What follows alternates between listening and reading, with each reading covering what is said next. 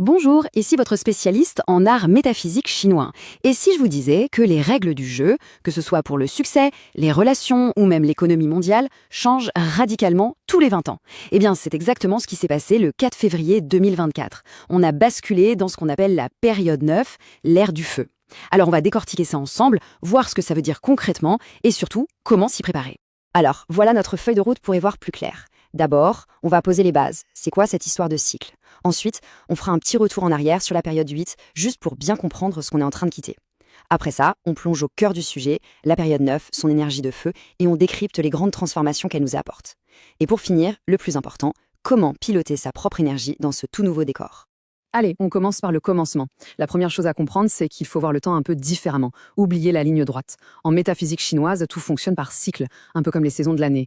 Et donc, le temps est découpé en ce qu'on appelle des périodes. Imaginez ça comme une grande saison énergétique de 20 ans qui vient changer toute l'ambiance, tout le décor. C'est la toile de fond de nos vies. Et à chaque changement de période, les règles du jeu, ce qui est valorisé, ce qui est favorisé, tout est redistribué. C'est un véritable reset. Et ces périodes, elles ne sortent pas de nulle part. Elles font partie d'un grand cycle de 180 ans. Et le moment que nous vivons est absolument charnière. On vient tout juste de quitter la période 8 pour entrer de plein pied depuis le 4 février 2024 dans la période 9. Voilà notre nouvelle réalité, notre terrain de jeu pour les 20 prochaines années. Bon, pour bien saisir la révolution qui en marche, il est indispensable de regarder un instant dans le rétroviseur. De quoi était faite l'énergie des 20 dernières années? C'était quoi la période 8?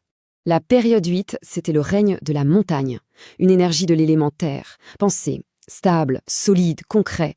La valeur se mesurait à ce qu'on pouvait posséder, toucher. L'immobilier, les biens matériels. On était dans une logique d'accumulation, de construction, pour laisser une trace physique et durable. Et maintenant, c'est le changement radical. Fini la stabilité de la montagne. On quitte la terre ferme pour plonger dans une énergie complètement opposée, celle du feu. C'est une transition spectaculaire. On passe du tangible à l'impalpable. Ce tableau résume tout. On passe du trigramme Ken, la montagne, au trigramme Li, le feu. Pour faire simple, un trigramme, c'est comme un archétype, un symbole d'une énergie fondamentale. Et le message est clair, la valeur ne réside plus dans la possession matérielle, mais dans la visibilité, dans l'esprit. C'est le cœur du changement. On entre dans l'ère de l'immatériel. D'accord, mais alors ce passage de la terre au feu, comment ça se traduit concrètement dans notre quotidien? Si en ce moment tout semble aller plus vite, être plus intense, plus virtuel, eh bien ce n'est pas qu'une simple impression. C'est l'énergie de la période 9 qui se déploie. Première grande transformation, le centre de gravité de la valeur se déplace complètement. Hier, la richesse, c'était la pierre, le tangible. Aujourd'hui et pour les 20 ans à venir, elle est dans l'invisible. L'intelligence artificielle, la data, les idées, la spiritualité. Le feu, ça éclaire, ça brille de 1000 feux, mais on ne peut pas le mettre dans un coffre-fort. Deuxième transformation, et pas des moindres, on plonge tête la première dans l'économie de l'attention. L'élément feu est directement lié aux yeux, à la vision, à la lumière. Le succès ne dépend plus de ce qu'on possède, mais de notre capacité à être vu, à capter le regard. Le personal branding, l'image de marque personnelle, tout ça devient absolument stratégique. Troisième point, et il est fondamental. Le trigramme du feu, Li, représente la femme d'âge mûr, dans sa pleine puissance. Ça annonce une véritable montée en puissance de l'énergie féminine dans la société. L'intuition, l'intelligence émotionnelle, le leadership au féminin, toutes ces qualités deviennent des forces motrices. Et enfin, la quatrième transformation. Le feu a un double visage. Oui, il éclaire, il révèle, mais il purifie aussi.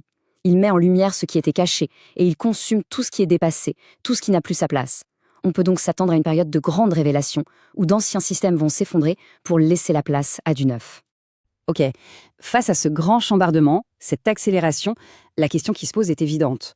Comment on fait pour naviguer dans une période aussi intense, aussi rapide, sans s'épuiser? Comment danser avec la flamme sans se brouiller les ailes? La clé, ce n'est plus de résister, mais de surfer la vague. Dans l'ère de la montagne, on pouvait se permettre d'être immobile, d'attendre. Mais dans l'ère du feu, l'immobilité, c'est la stagnation assurée. Il faut apprendre à bouger, à s'adapter, à danser avec cette nouvelle énergie. Et pour ça, il existe un outil formidable, le Bazi. Alors attention, on oublie tout de suite la boule de cristal. Le Bazi, ce n'est pas de la voyance. C'est plutôt un GPS personnel, une cartographie de notre code source énergétique. C'est un outil d'étude de potentiel qui nous aide à comprendre comment on interagit, nous, personnellement, avec la grande météo cosmique ambiante. Concrètement, une analyse Bazi permet 3 choses essentielles. D'abord, comprendre comment notre propre énergie fondamentale réagit à cette vague de feu. Ensuite, identifier où se trouvent les meilleures opportunités pour nous dans ce nouveau décor immatériel. Et enfin, et c'est le plus important, comment ajuster sa trajectoire pour que cette nouvelle énergie nous éclaire et nous propulse plutôt qu'elle nous consume. S'il y a une chose à retenir, c'est celle-ci. Ce n'est pas une turbulence passagère. Il n'y aura pas de retour à la normale. Nous sommes en train de participer à l'invention d'une toute nouvelle norme. Et ça, c'est une chance historique de se réinventer, de se transformer et de se révéler. Pour finir, en période 9, l'enjeu change. Il ne s'agit plus d'attendre passivement de voir ce que l'avenir nous réserve.